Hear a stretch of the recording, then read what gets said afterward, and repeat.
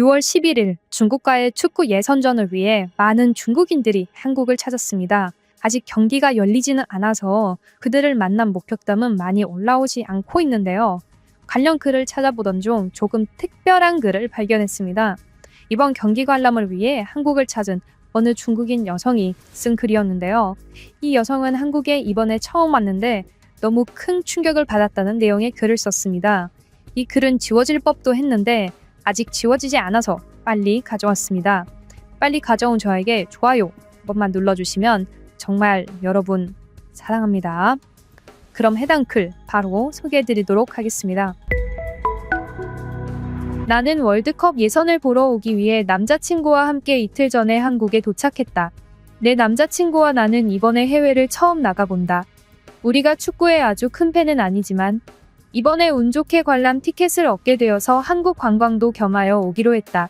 하지만 오기 전부터 우리는 고민을 정말 많이 했다.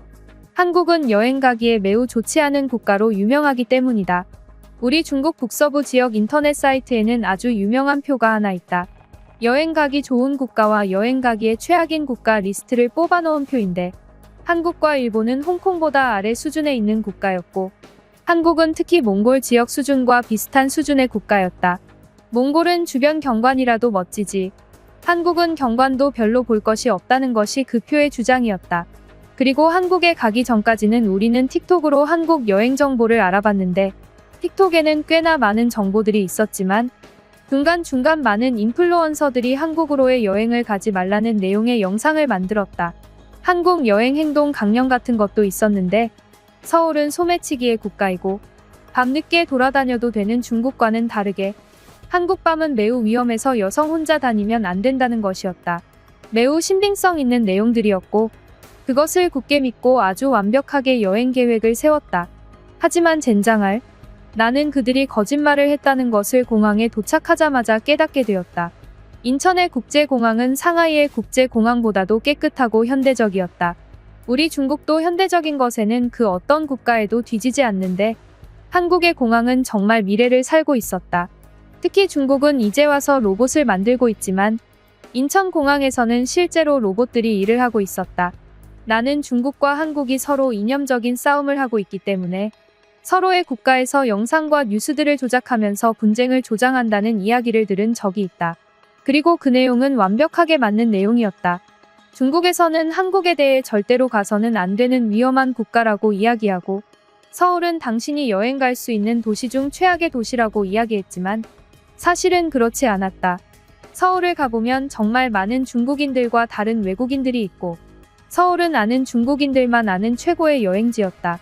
반대로 한국도 중국과 마찬가지였는데 한국에서 중국에 대해 검색하면 죄다 나쁜 내용밖에 나오지 않는다.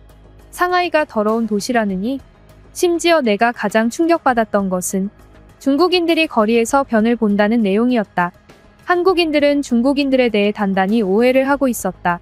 도대체 상하이에서 누가 길거리 대변을 본다는 이야기인가? 나는 살면서 아이들이 그러는 것 말고는 단 한 번도 어른이 그러는 것을 본 적이 없다. 만약 노상방뇨를 이야기하는 것이라면 사실 노상방뇨가 없는 국가가 어디에 있는가 싶다. 하지만 대변을 가지고 그렇게 날조를 하는 것은 정말 심각하다고 생각했다. 이처럼 한국과 중국은 서로에 대해 날조를 한다. 한국에 대해 가지고 있었던 큰 오해 중 하나는 한국인들은 생각보다 중국인들을 싫어하지 않는다는 것이다. 아니, 어쩌면 싫어하는 것일 수도 있는데 한국인들은 많은 사람들이 있는 공공장소에서 중국인에게 공개적으로 인종차별적 행동을 하지 않는다. 그들은 매우 올바르게 행동하는데 우리가 중국인이더라도 그들은 차별 없이 대하고 애초에 서로 모르는 사람들은 말도 걸지 않기 때문에 우리랑 대화할 일이 없고 우리가 아무 한국인을 세워서 길을 물어본다고 해도 그들은 정말 잘 가르쳐준다. 한국 웹에서는 중국을 싫어하는 한국인이 매우 많은 것처럼 보였는데 실제 도심지에서는 우리를 정말 싫어한다고 표현하는 사람들은 단 한 명도 보지 못했다. 이는 두 가지 가능성이 있는데 하나는 한국인들이 정말 선진적인 사람들이라 중국인을 만나더라도 앞에서는 대놓고 욕을 하지 않는 것일 가능성이 있고 또 다른 하나는 알고 보면 한국인들은 모두 자기들이 중국의 속국임을 인정하고 사실 중국인을 존경하고 좋아하는 한국인이 대부분일 가능성이다. 나는 아마 후자의 가능성이 좀 크지 않을까 싶은데 확실하지는 않다. 한국인들에 대해 나는 정말 놀랐던 것은 중국 틱톡 영상에서 보이는 것들과는 다르게 한국인들은 정말 조용하고 침착하다. 특히 지하철이나 버스 같은 곳에서 대화를 크게 하는 사람이 없으며 특히 비행기에서는 매너를 가장 잘 지킨다. 한국인들의 비행기 매너는 그 어떤 국가의 사람들보다 훨씬 선진적이고 올바르다. 나는 오래전 중국의 어느 요우쿠와 틱톡에서 비행기에서 땅콩을 주지 않았다는 이유로 난리를 친 한국인에 대한 내용을 본 적이 있었는데 이번에 한국인들을 직접 보니 그 이야기가 거짓일지도 모르겠다는 생각이 들었다. 그리고 한국은 아이들이 정말 보기 힘든데 아이들을 가끔 보더라도 그 아이들이 굉장히 조용하고 침착하다는 것을 알 수 있다. 한국의 아이들은 단언컨대 세상에서 가장 조용하고 침착하고 영리해 보인다.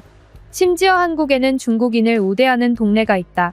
그 동네는 서울에서 가장 발전된 외국인들의 도시로 명동이라는 곳이다. 심지어 명동에서는 중국어를 쓰는 알바생들이 우리를 맞아주는데 만약 한국이 중국을 그렇게 싫어한다면 중국인을 이렇게 대우해주지 않았을 것이다. 그러니 한국인들이 중국을 싫어한다는 소리는 거짓이다. 한국인들은 오히려 중국을 좋아하고 중국의 속국이기를 원한다. 특히 가끔 중국을 격하게 인터넷에서 혐오하는 사람들은 아무래도 후진국 컴플렉스 때문에 그런 것이 아닐까 싶다. 후진국 사람들은 항상 선진국을 질투한다. 중국과 붙어있는 모든 약한 나라들이 그렇다. 한국, 홍콩, 일본, 대만 등등 모두가 중국처럼 되고 싶지만 그러지 못하기 때문에 비난한다. 한국도 그러한 후진국 컴플렉스에서 벗어나지 못하는 것이다. 물론 한국에게 후진국 컴플렉스라는 말은 안 어울릴지도 모른다. 내가 지금 와서 보고 있는 서울은 후진국과는 매우 거리가 멀다. 몇몇 사람들은 중국의 선전이 이 세상에서 가장 현대적이고 선진적인 과학 도시라고 이야기한다. 하지만 서울을 보면 가끔은 선전보다도 더 선진적이고 과학적인 도시처럼 보이기도 한다. 특히 서울은 매우 깨끗하다. 그럼에도 불편한 점은 많이 있는데 운전하는 사람들이 매우 난폭하고 택시를 타면 택시가 매우 난폭하게 운전한다. 길에서 담배 피는 사람들은 침을 뱉으며 심지어 흡연 구역 근처에는 바닥에 침이 엄청나게 많아서 나는 처음에 그것을 보고 새들이 똥을 싼 곳인 줄 알았다. 하지만 자세히 보니 한국인들이 한 공간에 침을 모아서 뱉는 것이었다. 이처럼 한국은 선진적인 모습과 후진적인 모습이 공존한다. 서울 사람들은 매우 조용하고 침착하게 보이지만 동시에 매우 다혈질이다. 종업원들이 손님에게 제대로 대접을 하지 않는다. 내가 만난 모든 종업원들이 그랬는데 식당에서 만난 종업원들은 전혀 웃고 있지 않으며 표정이 썩어 있다. 한국인들은 손님이 왕이고 곧 황제라는 것을 전혀 생각하지 않는다. 찾아보면 놀라운 것이 한국에서 음식점 종업원으로 일하는 것이 중국에서 종업원으로 일하는 것보다 약 5배를 더 많이 번다고 한다. 충격적이지 않은가?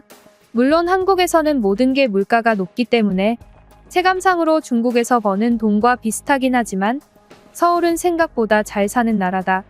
그렇게 많은 돈을 받고 일을 하는데도 불구하고 종업원들의 표정은 정말이지 분노를 불러일으킨다. 아마 종업원들의 이런 썩은 표정 때문에 많은 중국인들이 한국에서 화가 났던 것이 아닐까 싶다. 중국인들이 화난 모습을 보고 많은 한국인들이 중국에 대한 편견이 생겼던 것일지도 모르지. 자기들 표정이 나빴던 것은 생각도 못하고 말이야. 한국은 이렇게 정말 이상한 나라다. 중국 틱톡에서 말하던 한국의 모습과는 정말 멀어서 꽤나 선진적으로 보이기도 하지만 중국보다 한참 뒤떨어진 후진적인 모습도 공존한다. 내일은 축구를 보는 날인데 축구 관중들을 만나보고 이에 대한 글도 한번 올려보도록 하겠다. 운을 빌어주기를 바란다. 라는 글이었습니다. 이 글 어떻게 보셨나요?